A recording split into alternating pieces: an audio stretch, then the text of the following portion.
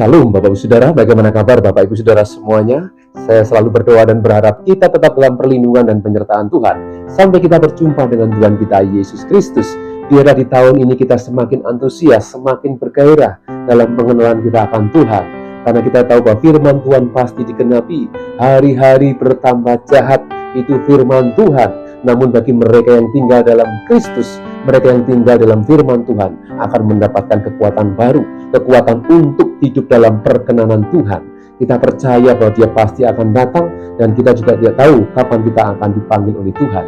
Satu hal yang kita tahu, bahwa hidup kita mendapatkan jaminan di dalam Kristus. Dan tentunya ketika kita belajar lebih dalam lagi mengenal pribadi Kristus melalui firman Kristus yang menjadikan jaminan kita untuk beroleh pengharapan yang pasti. Amin Bapak Ibu Saudaraku. Biarlah hari-hari yang kita lewati di tahun yang baru ini, kita akan semakin hari mengalami kemenangan demi kemenangan. Memang tidak bisa dipungkiri, ya, tantangan, ujian, cobaan, godaan akan selalu ada selama kita tinggal di bumi ini. Namun satu perkara yang kita ingat, Tuhan memberikan penyertaan yang sempurna. Aku menyertaimu sampai kesudahan zaman. Itu janji Tuhan. Oleh sebab itu tidak perlu ragu, tidak perlu khawatir, karena firman Tuhan termeterai. Ya, firman Tuhan digenapi dari hari ke hari. Mari kita akan belajar firman Kristus di dalam Injil Lukas pasal yang ke-24, ayat yang ke-36 sampai dengan ayat yang ke-49. Di situ konteksnya berjudul tentang Yesus menampakkan diri kepada semua murid.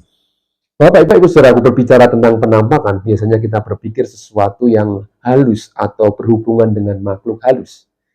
Ya, hal-hal yang supranatural.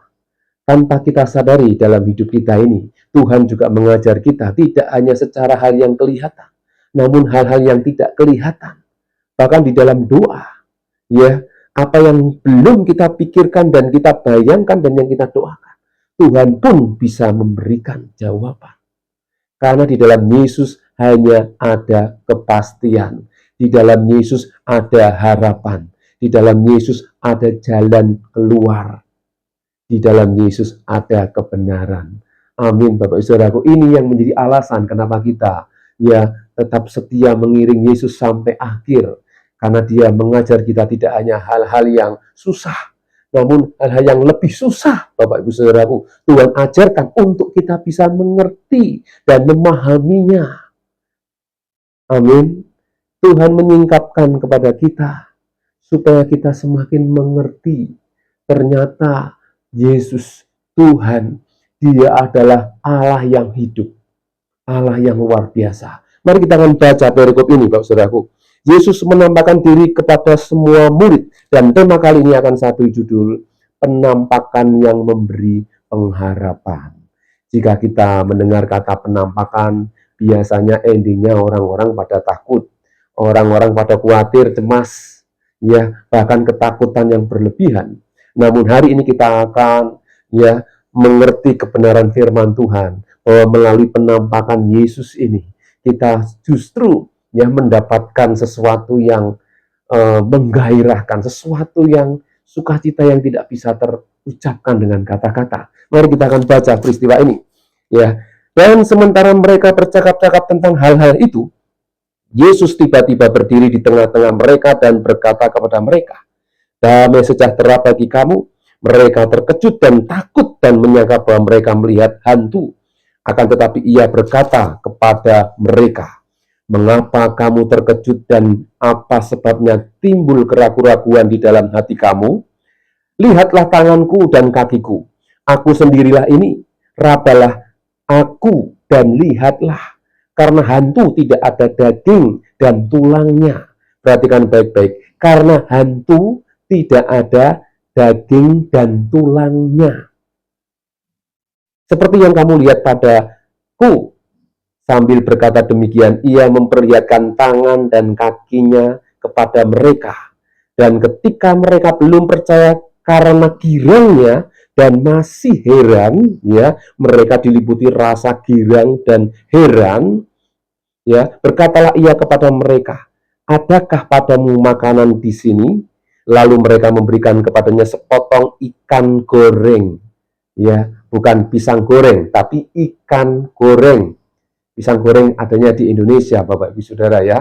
Jadi dikatakan, berkatalah ia kepada mereka, adakah padamu makanan di sini? Lalu mereka memberikan kepadanya sepotong ikan goreng. Ia mengambilnya dan memakannya di depan mata mereka.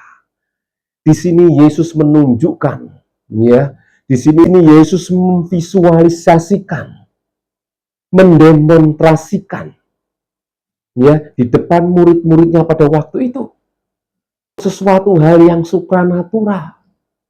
Bahkan dia berkata hantu tidak berdaging dan bertulang, tapi Yesus dia berdaging dan bertulang. Ingat Bapak Saudaraku, daging di sini berbicara tentang tubuh surgawi. Ya, tubuh surgawi berbeda dengan tubuh duniawi. Jadi kalau kita lihat di sini Yesus mengenakan tubuh surgawi. Jauh lebih mulia daripada tubuh duniawi yang sementara.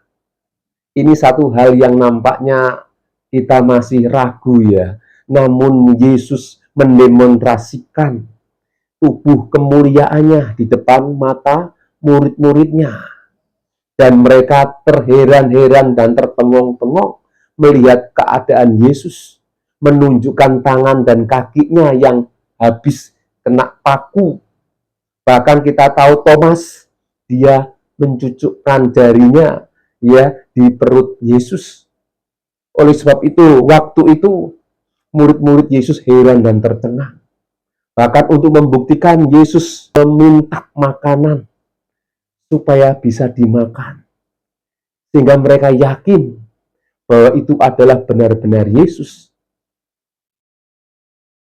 Bapak Ibu Saudaraku, melihat peristiwa ini tentunya kita pun ikut bersuka cita, ikut bersorak-sorai, bergembira. Karena apa? Yesus menunjukkan pribadi wujud nyata dengan tubuh kemuliaannya untuk membuat mereka murid-muridnya percaya. Bapak Ibu Saudaraku, seandainya kita di sana, kita tentunya juga merasa bahagia dan wow, tidak bisa kita ungkapkan dengan kata-kata. Namun berbahagialah kita yang tidak melihat, namun percaya. Amin. Kita memang belum melihat Yesus, tapi kita percaya kita itu sudah menjadi orang-orang yang berbahagia. Itulah iman Bapak Ibu Saudaraku. Sehingga perikop ini benar-benar mengajar kita untuk mengerti hal-hal yang supranatural yang di luar akal. Karena hidup kita ini kadang ditolong oleh Tuhan dengan cara Tuhan yang ajaib di luar akal. Benar Bapak Ibu Saudara? Saya yakin kita pernah mengalami di luar logika. Kita mengalami pertolongan Tuhan, mengalami jamahan Tuhan, mengalami kekuatan yang ekstra yang Tuhan berikan. Di tengah-tengah himpitan, tantangan, cobaan, godaan ya zaman akhir ini. Justru Tuhan memberikan kita kekuatan. Justru Tuhan memberikan kita kemampuan. Ketika kita tidak berdaya, ketika kita tidak mampu, kita tidak bisa mengandalkan kekuatan kita. Kita hanya bisa berharap kepada Tuhan, sumber segala-galanya. Amin, saudaraku. Mari kita akan lanjutkan lagi. Ia berkata kepada mereka, inilah perkataanku yang telah kukatakan kepadamu ketika aku masih bersama-sama dengan kamu, yakni bahwa harus digenapi semua yang ada tertulis tentang aku dalam kitab Taurat Musa dan kitab Nabi-Nabi dan kitab Mazmur. Lalu ia membuka pikiran mereka sehingga mereka mengerti kitab suci. Dulunya mereka belum memahami sungguh-sungguh, namun ketika Tuhan singkapkan, mereka bisa mengerti maksud dan kehendak Tuhan, rencana Tuhan. Ya, katanya kepada mereka, ada tertulis demikian, Mesias harus menderita dan bangkit dari antara orang mati pada hari yang ketiga. Dan lagi dalam namanya berita tentang pertobatan dan pengampunan dosa harus disampaikan kepada segala bangsa mulai dari Yerusalem. Kamu adalah saksiku dari semuanya ini dan aku akan mengirim kepadamu apa yang dijanjikan Bapakku. Tetapi kamu harus tinggal di dalam kota ini sampai kamu diperlengkapi dengan kekuasaan dari tempat tinggi. Luar biasa Bapak Saudaraku. Ya, kita melihat bahwa penampakan Yesus kepada murid-muridnya ini membawa sesuatu perubahan, membawa satu dampak. Yang pertama, membuat mereka bersukacita. Jika mereka bersukacita, apalagi kita. Dulu ketika Yesus menampakkan diri kepada mereka, mereka yang melihat sangat bersukacita. Ini tenan apa enggak? Ini sungguh apa tidak? Ini real apa ngimpi? Ternyata benar. Ya, Yesus bangkit. Bapak Saudaraku, poin yang pertama, ya, penampakan yang memberi pengharapan, yaitu membuat kita semakin bersukacita. Penampakan Yesus itu membuat kita semakin bersukacita, ya, bahwa Dia bangkit dan hidup. Amin, Bapak Ibu Saudaraku. Kenapa mereka bersukacita? Karena apa yang diharapkan, apa yang dinantikan, apa yang dijanjikan itu betul-betul terjadi. Sehingga Yesus sudah pernah berkata, Mesias harus mati, harus menderita aniaya. Namun Dia bangkit pada hari yang ketiga. Ini sudah diucapkan. Dan murid-murid Yesus menyimpan dalam memori mereka. Dan ketika Yesus benar-benar bangkit, mereka bersukacita. Ya, jadi sukacita adalah sesuatu yang diharapkan itu benar-benar terjadi. Bapak Saudaraku, dalam hidup ini, kita sebagai orang yang percaya patut memelihara sukacita yang dari surga ini. Sehingga ada lagu, terima sukacita surga, itulah kekuatan bagi jiwa. Sukacita surga ketika Tuhan bangkit dan kita menyaksikan, diwakilkan oleh murid-murid Yesus pada waktu itu. Ya, mereka bersukacita, penuh damai, ada satu keyakinan, kebahagiaan bahwa kematian tidak akan berkuasa lagi. Berbahagialah kita yang percaya kepada Yesus, karena Dia tidak hanya mengajar sesuatu yang susah dan sulit, namun ada solusi. Di dalam kematian ada kehidupan. Siapa? Yesus mengubah kutuk dosa menjadi pengampunan dan pemulihan dengan dasar pertobatan. Ketika manusia bertobat, berbalik kepada Tuhan, Tuhan akan angkat. Amin. Ini yang menjadi dasar. Ya, penampakan Yesus yang memberikan pengharapan, membuat kita bersukacita. Kematian maut dikalahkan. Ya, sehingga ayat yang ke-52 saya akan bacakan. Mereka sujud menyembah kepadanya. Lalu mereka pulang ke Yerusalem dengan sangat bersukacita. Jadi mereka juga menyembah. Jadi Yesus pun menerima penyembahan. Jangan lupa. Dia disembah karena memang Dia Tuhan. Ya, Dia datang untuk menggenapi hukum Taurat. Dia datang untuk betul-betul memberikan jawaban, solusi bagi hukum Taurat. Yang kemungkinan besar seluruh orang Israel belum tentu bisa melakukannya. Dan Yesus memberikan jawaban. Aku datang bukan untuk meniadakan, tapi menggenapi hukum Taurat. Amin, Bapak Ibu Saudaraku. Jadi hal ini yang menjadi alasan kenapa kita sebagai pengikut Kristus semakin yakin dan percaya bahwa ketika kita menerima Yesus sebagai Tuhan dan Juru Selamat, kita menerima Allah yang hidup dan membuat kita semakin bersukacita dan memiliki pengharapan. Amin. Yang kedua, mengapa penampakan Yesus memberi kita pengharapan? Karena membuat iman kita ini semakin kuat, semakin percaya. 1 Korintus 15 ayat yang ke-51 sampai yang ke-57, kita akan membacanya. Sesungguhnya aku menyatakan kepadamu suatu rahasia. Kita tidak akan mati semuanya, tetapi kita semuanya akan diubah. Perhatikan baik-baik, kita semuanya akan diubah dalam sekejap mata. Pada waktu bunyi nafiri yang terakhir, sebab nafiri akan berbunyi dan orang-orang mati akan dibangkitkan dalam keadaan yang tidak dapat binasa, dan kita semua akan diubah. Kata diubah diucapkan 2 kali. Karena yang dapat binasa ini harus mengenakan yang tidak dapat binasa, dan yang dapat mati ini harus mengenakan yang tidak dapat mati. Dan sesudah yang dapat binasa ini mengenakan yang tidak dapat binasa, dan yang dapat mati ini mengenakan yang tidak dapat mati, maka akan genaplah firman Tuhan yang tertulis, maut telah ditelan dalam kemenangan. Maut, kematian telah ditelan oleh kemenangan Yesus. Amin, Bapak Saudaraku. Hai maut, di manakah kemenanganmu? Hai maut, di manakah sengatmu? Sangat maut ialah dosa, dan kuasa dosa ialah hukum Taurat. Kuasa dosa adalah hukum Taurat. Oleh sebab itu Yesus menggenapi hukum Taurat untuk mengalahkan segala kuasa maut, sengat maut. Tetapi syukur kepada Allah yang telah memberikan kepada kita kemenangan oleh Yesus Kristus Tuhan kita. Luar biasa, Bapak Ibu Saudaraku. Ini yang menjadi jaminan kita, ya, membuat iman kita semakin kuat. Jelas dikatakan karena yang dapat binasa ini harus mengenakan yang tidak dapat binasa, dan yang dapat mati harus mengenakan yang tidak dapat mati. Ini yang ditunjukkan oleh Yesus dengan tubuh kemuliaannya. Dan kelak kita pun akan mengalami hal yang serupa. Amin, Bapak Ibu Saudaraku. Ini bukan sekedar cerita atau dongeng, namun ini realita. Dan ini dicatat di dalam Alkitab, menunjukkan bahwa Injil ada kuasa. Injil adalah kekuatan Allah. Injil adalah kabar sukacita. Injil adalah kabar damai sejahtera. Injil adalah kabar kehidupan yang kekal di dalam Yesus.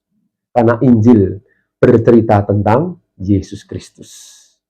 Berbahagialah mereka yang mengenal Yesus, karena mereka mengenal pribadi Allah yang sesungguhnya. Amin, Bapak Saudaraku. Luar biasa. Poin yang kedua, ya, penampakannya memberi pengharapan. Ini membuat iman kita semakin kuat. Poin yang ketiga, yang terakhir, penampakan Yesus memberi pengharapan. Ini membuat pengharapan kita ini semakin nyata. Ya, pengharapan bukan pengharapan lagi, tapi benar-benar nyata. Ya, kita bisa bayangkan murid-murid Yesus pada waktu itu yang menyaksikan Yesus naik ke surga. Mereka sangat bahagia.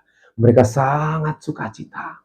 Walaupun mereka ditinggal, namun mereka memiliki keyakinan kelak mereka akan bersama dengan Dia, bersama dengan Yesus.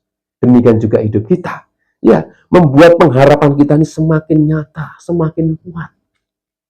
Tidak ada ketakutan lagi, ya, apalagi penampakan makhluk halus, penampakan setan, ya, penampakan apapun di dalam Yesus sudah tidak ada ceritanya. Setan memang ada, ya, hal yang supranatural memang ada. Saudara harus tahu ini. Kita tinggal di lingkungan di mana kuasa gelap selalu ingin mencuri, membunuh, dan membinasakan iman orang-orang percaya. Namun kita jangan takut, sebab Tuhan menyertai kita. Amin. Iblis selalu ngintip-ngintip kita. Kapan cari celah untuk kita bisa jatuh dalam dosa. Untuk kita bisa menjauh dari Tuhan. Itu pekerjaan setan, Bapak Ibu Saudara. Setan memang ada. Dia selalu bekerja. Siang dan malam. Tidak pernah jemu-jemu. Namun jangan takut, Tuhan menjaga kita. Tuhan memelihara dan melindungi kita. Asalkan kita percaya. Di dalam Dia ada kuasa. Amin. Ayat yang ke-51 kita akan melihat di sini. Lukas pasal 24. Dan ketika ia sedang memberkati mereka, ia berpisah dari mereka dan terangkat ke surga. Jadi ini satu peristiwa. Ketika Yesus naik ke surga, mereka bersukacita. Dan ini satu bukti penampakan yang pasti disaksikan tidak 2-3 orang, tapi lebih dari 10 orang. Ya, dan mereka adalah murid-murid Kristus yang sampai hari ini terus, ya, berita tentang Yesus diberitakan. Kabar tentang Yesus disampaikan sampai seluruh bumi, sampai bangsa-bangsa, bahkan segala makhluk mendengar berita ini bahwa Yesus, ya, naik ke surga, Dia bangkit, Dia telah bangkit dari kematian, dan kematian dikalahkan, maut dikalahkan. Ini berita sukacita, Bapak Saudaraku. Oleh sebab itu, penampakan Yesus ini memberikan kita pengharapan. Ya, kita semakin bersukacita menghadapi hidup ini. Apapun masalahmu, apapun problemmu, sakit penyakit, ya, beberapa kali saya mendoakan orang yang kena sakit, ya, sakit kanker, diteliti, diperiksa, ya, kurang berapa hari saja. Kalau jika sudah melewati 5 hari, orang berkata berarti masih ada kesempatan. Namun toh tetap meninggal, Bapak Ibu Saudara. Ya, walaupun meninggal, orang-orang yang percaya di dalam Yesus, mereka memiliki pengharapan. Setiap kali saya berdoa, di dalam Yesus ada pengharapan.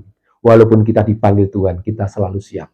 Karena Dia sudah menunjukkan, sudah mendemonstrasikan, ya, sudah menyatakan, menunjukkan kenyataan bahwa Dialah pribadi Allah yang mengenakan tubuh kemuliaan. Dan kelak kita pun demikian. Jadi tidak perlu takut Bapak Saudaraku oleh kematian pun, sebab Tuhan menjamin hidup kita. Tidak hanya hari ini, tapi selama-lamanya. Amin Bapak Saudaraku. Mari pasal yang ke-6 ayat yang ke-11 sampai dengan 12. Tetapi kami ingin supaya kamu masing-masing menunjukkan kesungguhan yang sama untuk menjadikan pengharapanmu suatu milik yang pasti sampai pada akhirnya. Ayat ini meneguhkan kita. Ya, dikatakan tetapi kami ingin supaya kamu masing-masing menunjukkan kesungguhan yang sama untuk menjadikan pengharapanmu suatu milik yang pasti sampai pada akhirnya. Agar kamu jangan menjadi lamban, tetapi menjadi penurut-penurut mereka yang oleh iman dan kesabaran mendapat bagian dalam apa yang dijanjikan Allah. Jadi pengharapan kita di dalam Yesus adalah sesuatu yang pasti. Mari kita semakin giat melakukannya. Kita akhiri di dalam 1 Korintus 15, ayat yang ke-58. Kita akan baca ayat ini. Tuhan berkata, karena itu saudara-saudaraku yang kekasih, berdirilah teguh, janganlah goyah, dan giatlah selalu dalam pekerjaan Tuhan. Sebab kamu tahu bahwa dalam persekutuan dengan Tuhan jeripayamu tidak sia-sia. Ini menjadikan kita semakin teguh. Ya, berdirilah teguh, jangan goyah, dan giatlah selalu dalam pekerjaan Tuhan. Pekerjaan Tuhan tidak berbicara hanya di dalam pelayanan di dalam gereja. Pekerjaan Tuhan tidak hanya berbicara tentang sesuatu yang di atas mimbar atau melayani di tempat-tempat yang rohani. Namun justru pekerjaan Tuhan selalu hadir dalam setiap kehidupan kita. Ya, setiap hari, dimanapun. Sehingga pekerjaan Tuhan itu harus dinyatakan. Dan kita harus terlibat di dalamnya. Ketika kita bekerja, ketika kita melakukan aktivitas, walaupun kita di luar gereja, atau kita di luar ibadah-ibadah gereja, setiap kehidupan kita sedang melakukan pekerjaan Tuhan. Ini yang menjadikan alasan kenapa firman Tuhan berkata, lakukanlah segala sesuatu seperti untuk Tuhan. Karena Tuhan melihat seluruh kehidupan kita. Tuhan tidak hanya melihat ketika kita di gereja. Tuhan tidak hanya melihat kita ketika kita berdoa di dalam rumah. Namun Tuhan juga melihat ketika kita di luar bekerja. Ketika kita di luar melakukan aktivitas. Dan berjumpa dengan siapapun, kapanpun dan dimanapun. Pekerjaan Tuhan harus dinyatakan. Kita harus semakin giat menjelang kedatangan Tuhan. Amin, Bapak Saudaraku. Jika kita tahu kita pun dipanggil Tuhan, kita tidak tahu. Oleh sebab itu, persiapkanlah setiap waktu. Kapan Tuhan akan datang. Dan Tuhan akan menjemput kita. Amin. Ingat demonstrasi Tuhan, penampakan Tuhan, membawa sukacita. Membuat iman kita semakin kuat. Dan membuat pengharapan kita semakin nyata. Puji Tuhan, mari kita akan berdoa. Bapa di surga, terima kasih hari ini kami bersyukur, kami sudah mendengar firman-Mu. Biarlah firman-Mu termeterai dalam hidup kami. Dan kami selalu mengingat apa yang baik yang Tuhan berikan. Dan apa yang baik yang Tuhan kerjakan. Dan kami tahu karya-Mu besar dalam hidup setiap kami. Mampukan kami menjalani hari-hari ini. Seberat apapun, kami tahu Tuhan ada. Tuhan memberikan solusi, memberikan jawaban. Dan biarlah iman kami bertumbuh di dalam kesesakan, di dalam kesulitan, bahkan di dalam pergumulan kami yang berat. Engkau hadir dalam hidup kami. Terima kasih Bapa. Jika ada yang sakit, Engkau Tuhan tolong jamah. Anak-anak-Mu yang sakit Tuhan jamah. Bagi mereka yang belum percaya, Tuhan Engkau menjamah hatinya. supaya mereka melihat kebenaran. Di dalam Yesus ada mujizat, di dalam Yesus ada pertolongan, di dalam Yesus ada jaminan hidup yang kekal. Terima kasih Bapa, kami serahkan hidup kami sepanjang hari ini dalam nama Tuhan Yesus kita yang mengasihi Tuhan katakan bersama. Amin. Tuhan Yesus memberkati.